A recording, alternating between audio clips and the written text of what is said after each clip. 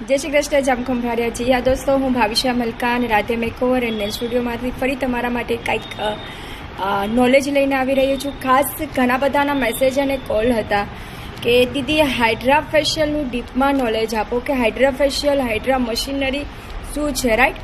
તો તમે ફેશિયલ જ્યારે કરો છો ત્યારે શું કેર રાખવી એના ઉપર ડીપ નોલેજ હોય છે. સૌથી પહેલાં હું બહુ શોર્ટમાં તમને સમજાવી દઉં કે જ્યારે બી તમે ફેશિયલ કરો છો ત્યારે તમારે ક્લાયન્ટની પહેલાં ફર્સ્ટ ઓફ ઓલ તો એની લેયર્સ જોવાના થશે, રાઈટ?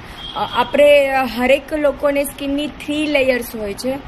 તો આપણે એપિડર્મિસ લેયર, ડર્મિસ લેયર અને હાઇપોડર્મિસ લેયર, રાઈટ? આ 3 લેયર્સ છે, એમાં આપણે એનું કામ કરવાનું છે, રાઈટ? તો જે સૌથી ફર્સ્ટ જે આપણે આ લેયર્સ દેખાય છે એપિડર્મિસ લેયર છે, અને જે આપણે હાઇડ્રા મશીનરીથી આપણે જે વર્ક કરવાનું છે ક્લાયન્ટ ઉપર તે એકદમ ડીપમાં કરતું હોય છે, રાઈટ? તો આપણે જ્યારે બી